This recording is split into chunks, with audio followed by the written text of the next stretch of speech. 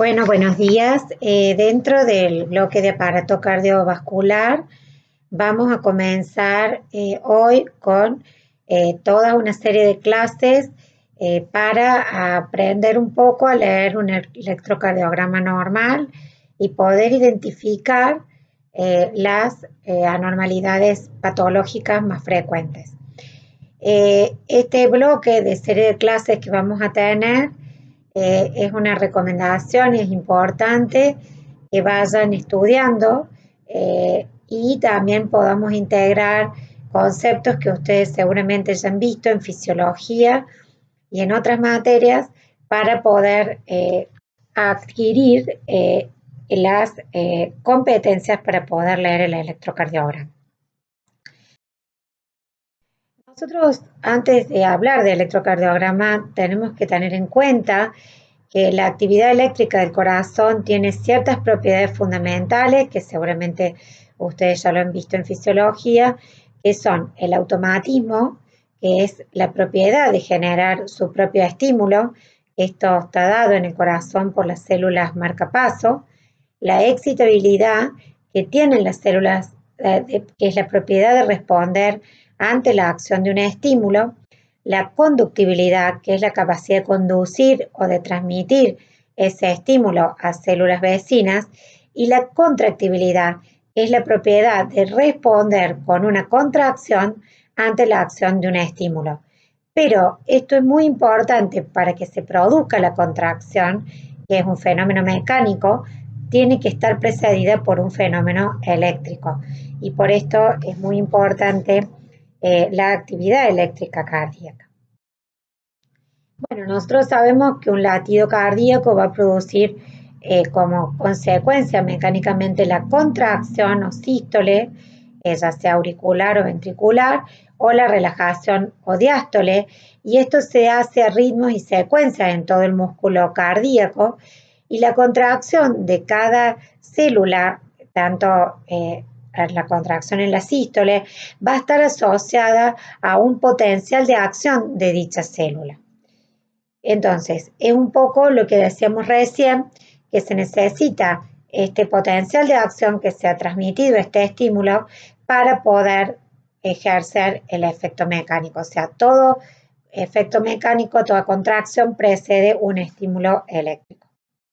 Bueno, la actividad eléctrica del corazón, ustedes saben que se inicia en una región de marcapasos del corazón, que son ciertas células especializadas que están localizadas en la aurícula derecha, denominada que son las células marcapaso del nodo sino auricular, y que a partir de ahí se va a propagar de una célula a otra por la existencia de un acoplamiento eléctrico a través de uniones en sus membranas. Y este mecanismo generado del impulso eléctrico va a estar dado por ciertos canales iónicos, que son los canales rápidos de sodio, hay otros canales lentos de calcio y potasio y canales de potasio que ya vamos a ver, y que esto va a generar un potencial de acción. ¿Cómo ocurre el potencial de acción en el nódulo sinoauricular o las células marcapaso? Primero se produce una elevada concentración de sodio extracelular que hace que tenga una tendencia a pasar a un medio negativo, y esto hace que haya un flujo de iones con una activación de los canales de calcio y sodio. Posteriormente después se produce una inactivación de estos mismos canales y una apertura de los canales de potasio. La característica que tiene el nódulo sinusal es que hay una ausencia de fase de reposo. Después de la repolarización en la fase 4, el potencial de membrana no se mantiene estable, ocurre un ascenso lento hasta que llega a los menos 40 milivoltios y comienza una nueva fase de excitación que se produce el estímulo, que por eso se denominan células marcapaso. Bueno, esto es lo que ustedes ya conocen de fisio, fíjense el umbral de descarga, el potencial de reposo, qué pasa en la fibra del nódulo sinusal y qué es lo que pasa en la fibra del músculo ventricular, que estas son células en donde vamos a tener este estímulo.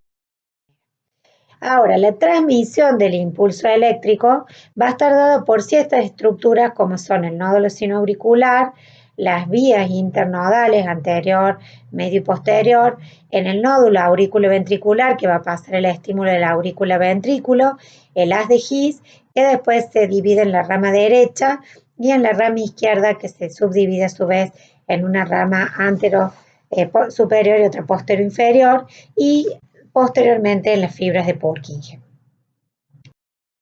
Para que vean acá el sistema eléctrico del corazón, el nódulo sale en el nódulo sinoauricular, va por los haces internodales, llega hasta el nódulo aurículo-ventricular, donde ahí se produce un retardo de milisegundos. ¿Por qué se produce este mínimo retardo? Que eso lo vamos a ver en el electro, en el intervalo, en el segmento PQ, porque si no la aurícula y el ventrículo se contraerían en el mismo tiempo, no pudiéndose producir la sístole y la diástole. Y entonces acá se produce un pequeño intervalo y después es conducido por el haz de His, que se divide en la rama derecha, que es más fina y más larga, y en la rama izquierda, que se divide en dos ramas, en una antero superior y otra posterior inferior, y después esto es transmitido a través de las fibras de Purkinje.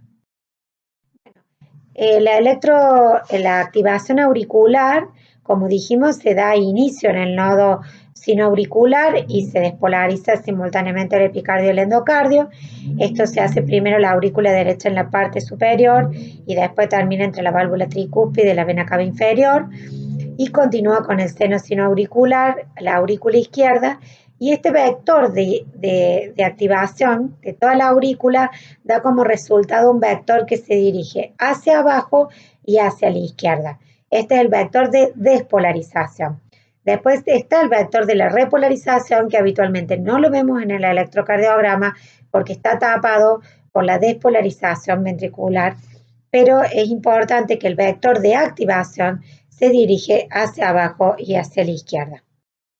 Anterior vemos el segundo vector que se continúa hacia toda la masa ventricular y desde el endocardio al epicardio, entonces se dirige hacia la izquierda y de atrás hacia adelante.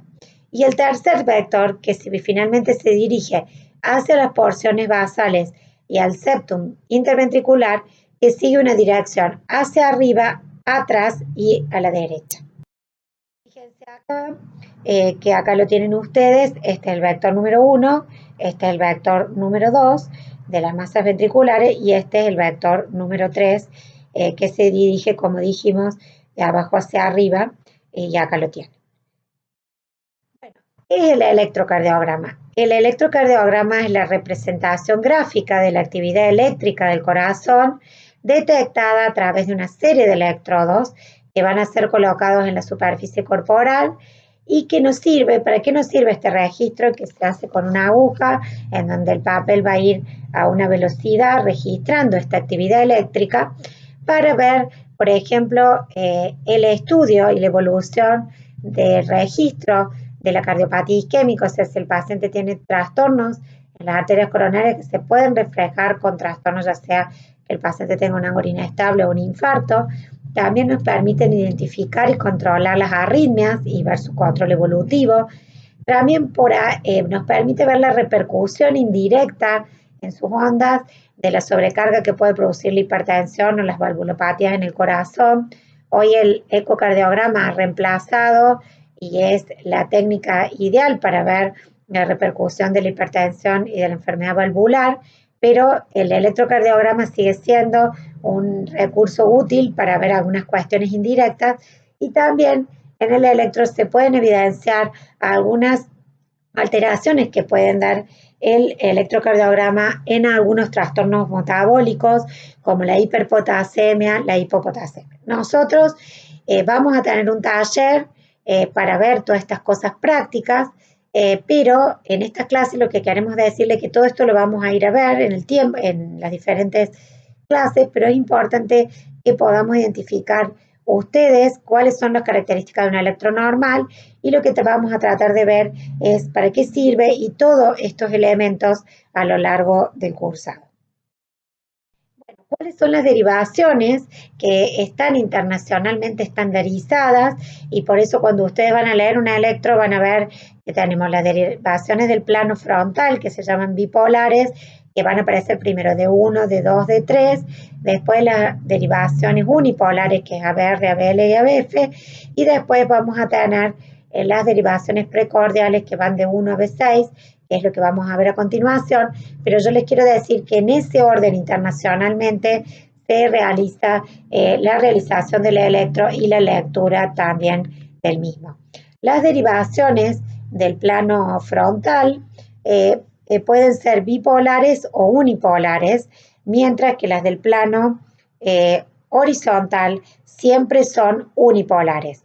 La derivación del plano frontal son bipolares porque marcan la diferencia de potencial entre un miembro y el otro. Por ejemplo, la D1 marca la diferencia de potencial entre el brazo izquierdo y el brazo derecho.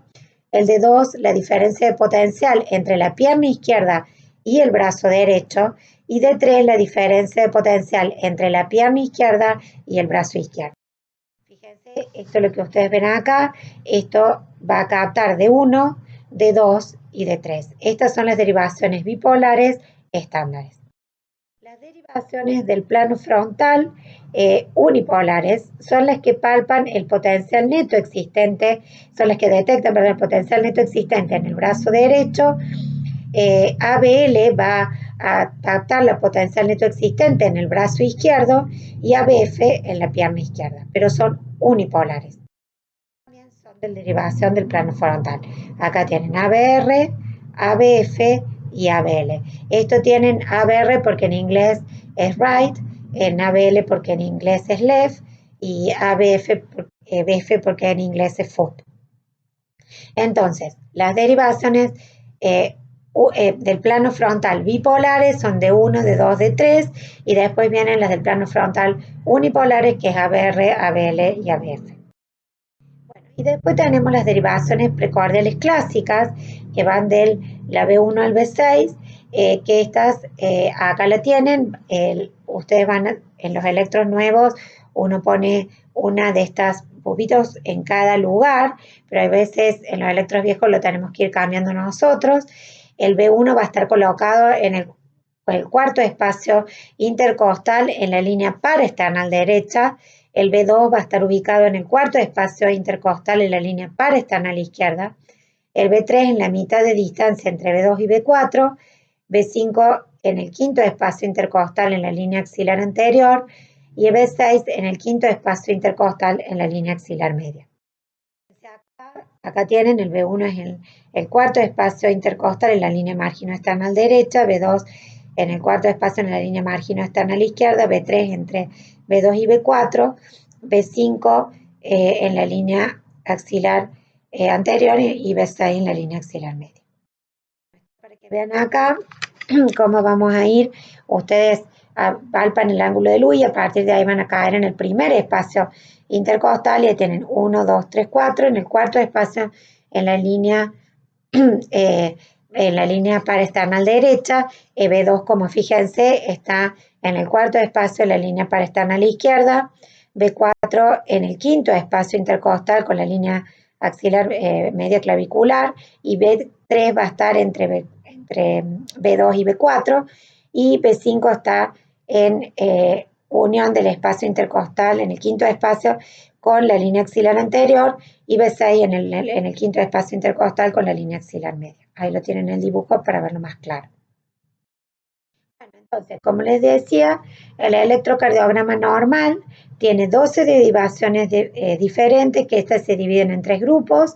Las derivaciones bipolares en las extremidades, que es la derivación 1, 2 y 3, que como dijimos, marca la diferencia de potencial entre el brazo izquierdo y brazo derecho, entre pierna izquierda y brazo derecho, y la D3 entre pierna izquierda y brazo izquierdo, y las derivaciones unipolares, que es el ABR, ABL y ABF, y las derivaciones del plano horizontal, que son las derivaciones precordiales, que van de B1 a B6.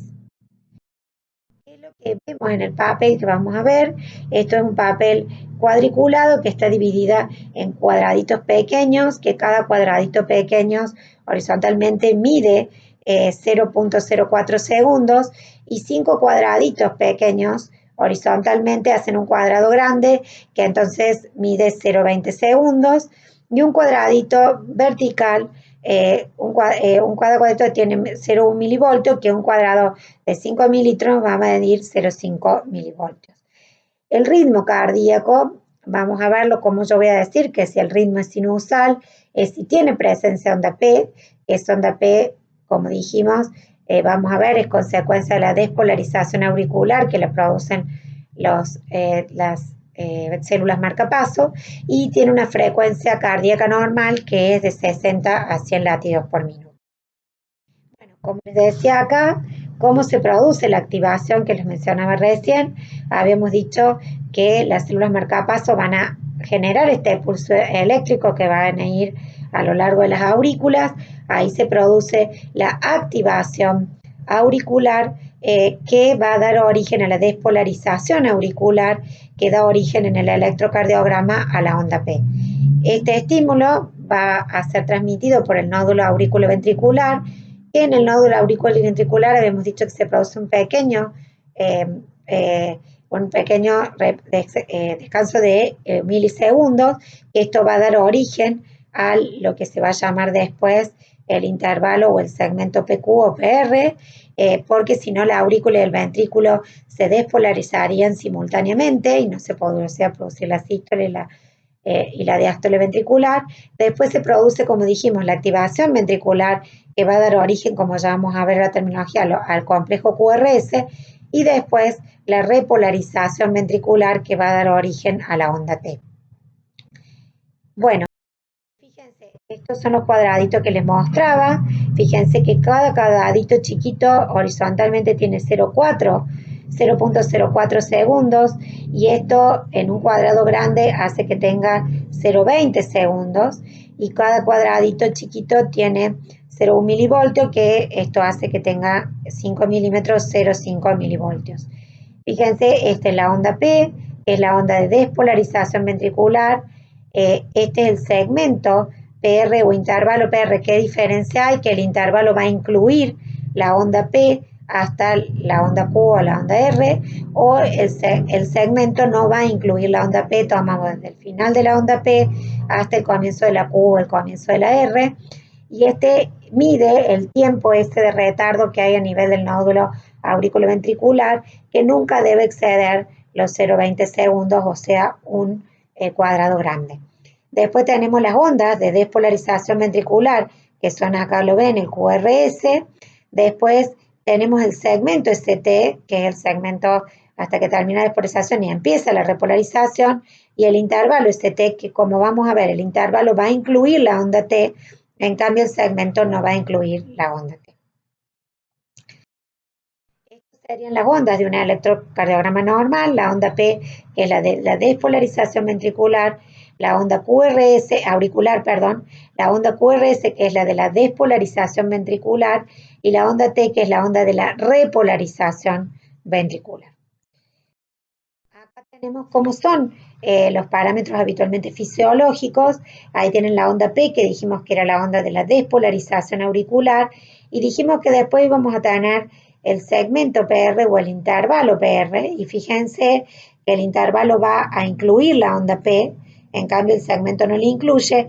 Normalmente el intervalo PR mide entre 0,12 y 0,20 segundos. Si más de 0,20 segundos, podemos pensar que hay un retardo en el nódulo auriculoventricular y podemos estar ante un bloqueo auriculoventricular, y si es menos de 0,12 segundos nos puede indicar que podemos estar ante un síndrome de preexcitación.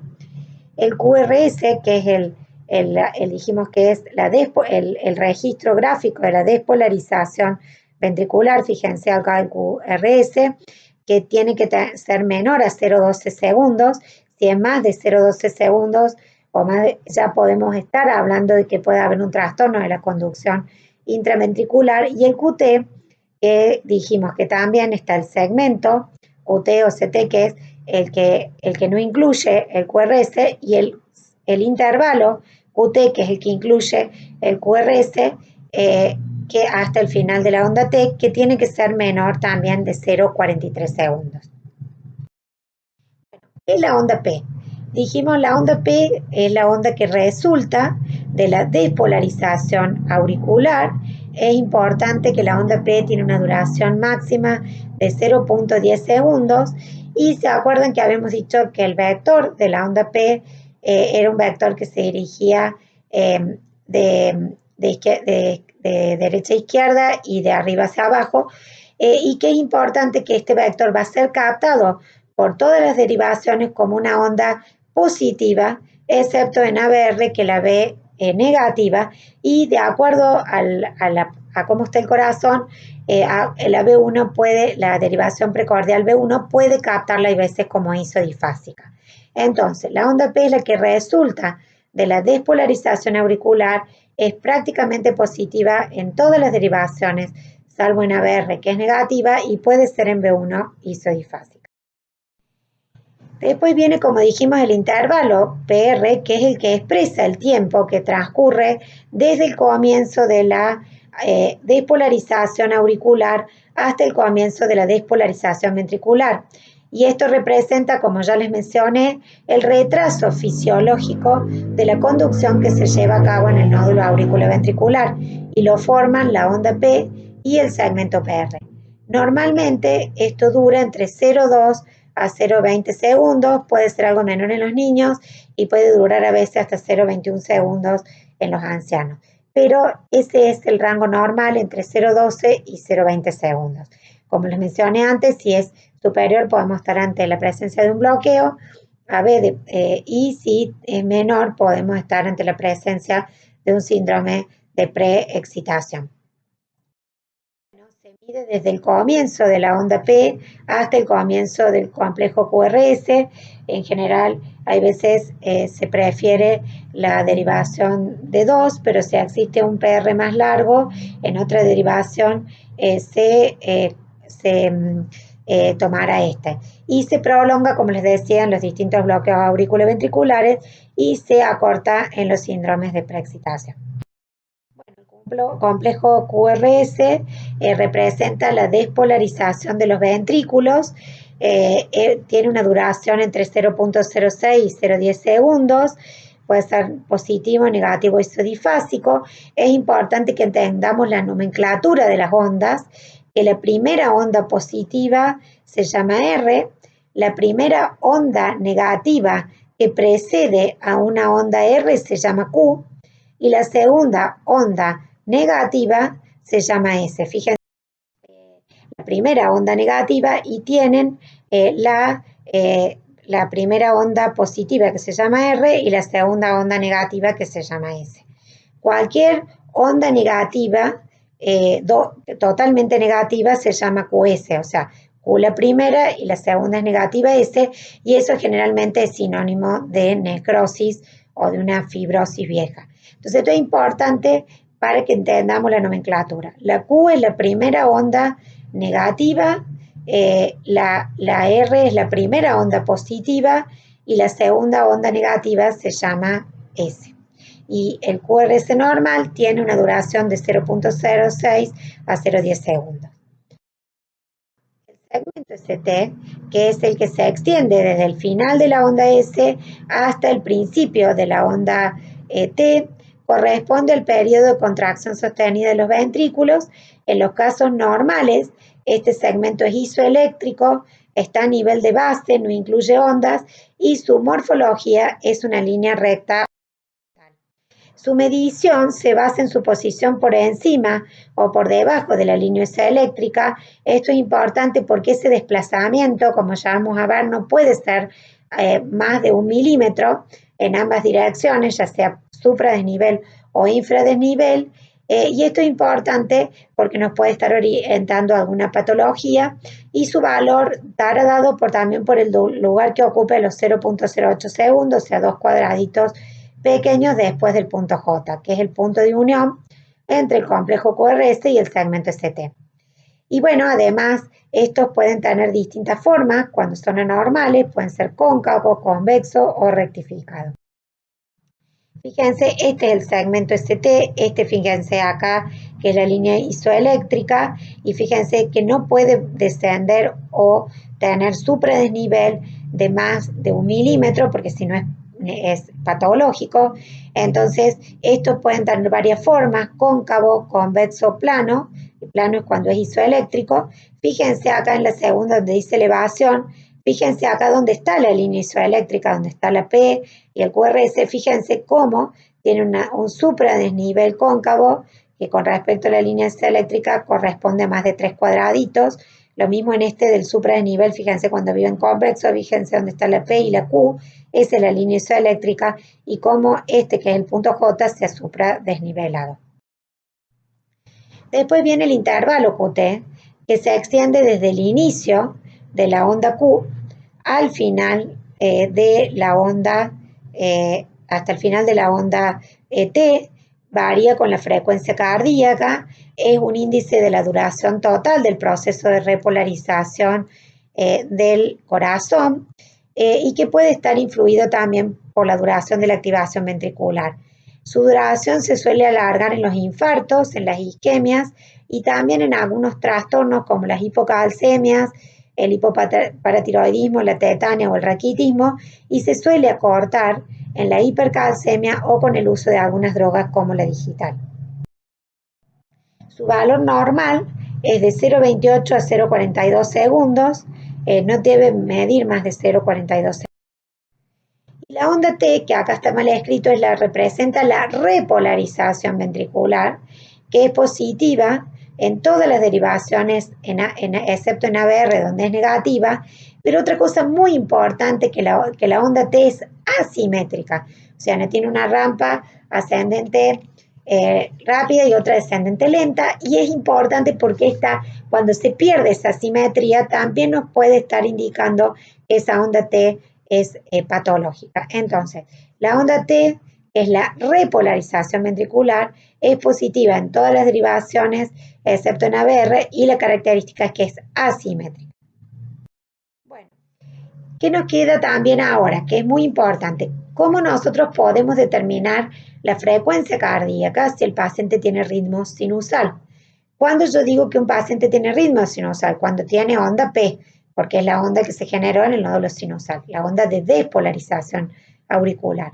Hay varios métodos, este es uno que no lo usamos muy seguido, pero lo tenemos que dar, que es la regla de los 6 segundos, que es un método fácil para determinar la frecuencia cardíaca. Esta regla puede usarse independiente si el ritmo es regular o irregular. Se cuenta el complejo de QRS en 6 segundos y se multiplica por 10 para determinar la frecuencia cardíaca durante un minuto. Acá ustedes tienen en 6 segundos 8 QRS, que es por 10, da una frecuencia de 83 latidos por minuto.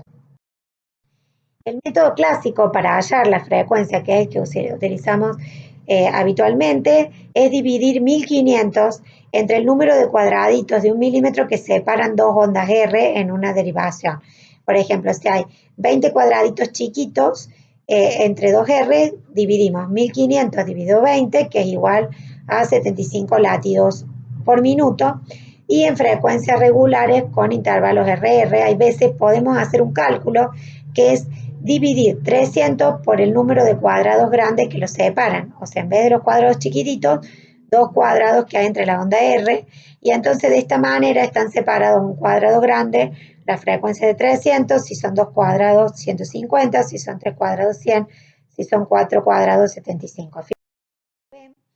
Fíjense, esta es, si es un cuadrado grande 300, si es un segundo 150, si es otro 100, acá tiene 100. Bueno, y así sucesivamente, por ejemplo, este 300, 150, 175, el del primer electrón. Pero lo más fidedigno, si no está acá, es justo la onda R. En la línea del cuadrado grande es contar los cuadraditos chiquitos, dividir por 1500. Bueno, ¿es fácil leer o interpretar el electro o no? Bueno, en esta primera etapa lleva muchos años adquirir la destreza. Lo primero que tenemos que tener en cuenta es, primero, qué ritmo tiene. Si es ritmo sinusal o no. ¿A qué me refiero si es sinusal? Si nace el nodo sinusal el estímulo que va a estimular el resto del corazón, y que eso, el registro gráfico, dijimos que era la onda P, que es, entonces yo si tengo onda P, el ritmo es sinusal. Después, si yo una vez que veo si el paciente tiene ritmo sinusal, puedo sacar la frecuencia cardíaca, como recién vimos. Después de sacar la frecuencia, puedo analizar cómo es el intervalo PR, como dijimos recién, que incluye la onda P hasta la Q o la R, de acuerdo a cuál es la primera onda, y vemos que tiene que tener menos de 0,20 segundos, dijimos que era entre 0,2 y 0,20. Después vamos a analizar la onda QRS y vamos a ver si tiene hasta 0,12 segundos. Después dijimos acá, fíjense, el punto J, que es para saber si este punto dijimos que no tiene que exceder los 1 milímetro ni para arriba ni para abajo, o sea que no tiene que tener supra ni infra de nivel con respecto a la línea isodifásica o de base, que la vemos a la altura, fíjense dónde está la onda P y las otras ondas. Y después vamos a analizar cuánto mide el QRS y cuánto mide el segmento QT, que dijimos que va desde la Q hasta el final de la onda T, que debe tener hasta un valor de 0,43 segundos. Después vamos a analizar también, como dijimos, la onda T, que es la onda de la repolarización ventricular, y vamos a ver que dijimos que tenía que ser positiva en todas las derivaciones, excepto ABR, y también que tenía que ser asimétrica. Bueno, y la otra cosa que nos queda para analizar en el electro, que es de suma importancia, es la determinación del eje eléctrico del corazón, que no puede ser medida directamente, pero se transmite a distancia de los líquidos orgánicos y es detectable en zonas superficiales del cuerpo. Y nosotros, en realidad, colocamos 4 electrodos, digamos, normalmente, pero el correspondiente a la pierna derecha es un cable a tierra independiente de los otros 3, que su objetivo es evitar interferencias que produzcan en artefactos en el trazado electrocardiográfico. Bueno, eso es lo que nosotros habitualmente utilizamos en los electrodos, en los brazos derecho e izquierdo, en la pierna izquierda, y en relación con el electrodo explorador, que está basado en la concepción de Einthoven de que con el tronco humano tiene una forma triangular en cuyo centro está el corazón y a cuyos ángulos se proyecta la actividad eléctrica del corazón. Bueno, el eje eléctrico es la suma de todos los vectores de despolarización ventricular, de los 3 que vimos anteriormente, y que da un vector único que en condiciones normales se debe, como ven ahí, se dirige de derecha a izquierda, de arriba hacia abajo y de atrás hacia adelante, como lo ven ahí dibujado. O sea, que el eje eléctrico es la suma de los vectores de la despolarización ventricular, que da un vector único que en condiciones normales la masa se dirige de derecha a izquierda, de arriba hacia abajo y de atrás hacia adelante. Y este representa en su totalidad la marcha de la activación ventricular y constituye una línea de fuerza eléctrica instantánea llamada eje eléctrico medio del corazón. Bueno, el eje normal va a estar ubicado entre 0 y 90 grados, que para eso yo tengo que tener un D1 y una BF, una onda positiva. En cambio, el eje eléctrico desviado a la izquierda va a estar entre 0 y menos 90 grados, y fíjense que va a estar con D1 positivo y ABF negativo. Cuando está a la derecha, que está entre 90 y 150, va a tener D1 negativo y ABF positivo, y cuando está indeterminado va a tener en D1 y ABF las dos ondas negativas. Por eso yo me voy a fijar en el cardiograma para sacar el eje, cómo está D1 y cómo está ABF. Entonces, cuando yo tengo una onda D1 positiva y una onda de ABF positiva, fíjense acá, estos son los cuadrantes como está dividido, el eje va a estar entre 0 y 90 grados, que es lo normal. Cuando yo voy a tener un D1 que es positivo, pero un ABF negativo, va a ser que, fíjense, el eje se desvíe entre 0 y menos 90 grados, y entonces esto va a hacer que el eje esté desviado a la izquierda, como muchas veces pasa en las sobrecargas ventriculares izquierdas, en el bloqueo de rama completo de rama izquierda, etc. El eje va a estar desviado a la derecha cuando yo tenga una onda negativa en D1 y una onda positiva en ABF, que va a estar entre 90 y más 150, fíjense, y que esto es importante porque va a estar desviado a la derecha. Y voy a tener un eje indeterminado que se denomina cuando yo tenga la onda negativa en D1 y negativa en ABF. Esto es importante porque esto me permite a mí ver en qué cuadrante está tomando la onda de D1 y ABF, si te lo tengo dentro de lo normal, si está desviado a la izquierda, si está desviado a la derecha o si es indeterminado. Si yo quiero sacar exactamente el eje eléctrico, voy a tener que ver las diagonales perpendiculares, que eso ya lo vamos a ver en otra clase. Entonces, esto es importante porque hay una forma de calcular, digamos, rápida, en dónde está, en qué cuadrante está. Ahora, yo para hacerlo exacto voy a tener que, como les decía, ver las dos derivaciones perpendiculares entre sí, y entonces ahí voy a tener que ver la positividad o la negatividad. Ahora, un eje normal va a hacer que la derivación en D1 esté positiva y en ABF esté positiva. Cuando esté desviado a la izquierda, yo voy a tener una onda positiva en D1 y negativa en ABF. Cuando esté desviado a la derecha, va a estar negativa en D1 y positiva en ABF. Y cuando esté indeterminado, va a tener las dos ondas negativas. Bueno, entonces, para concluir, ¿qué es lo que yo debo ver? Primero, vamos a poner todas las derivaciones del electrocardiograma, donde van a ir de 1, de 2, de 3, ABR, ABL, ABF, y todas las derivaciones precordiales de B1 a B6. Después vamos a sacar fundamentalmente, que dijimos, el ritmo. Entonces, ¿qué me voy a fijar? Si tiene onda P o no tiene onda P. Entonces yo voy a decir si el ritmo es sinusal. Posteriormente vamos a sacar la frecuencia, como dijimos, con la fórmula de los cuadritos, 1500 los cuadraditos pequeños o con 300 los cuadraditos grandes. Después vamos a sacar el eje eléctrico, donde nos vamos a fijar, como dijimos ahora, las ondas, y después vamos a empezar a ver cómo está la P, cómo está el intervalo PQ, cómo está el QRS, cómo está el punto J y el segmento ST, cómo está el intervalo QT y cómo está la onda T. Bueno, esto vamos a seguirlo trabajando, pero esto es una clase para que ustedes tengan todas las generalidades de la electronormal.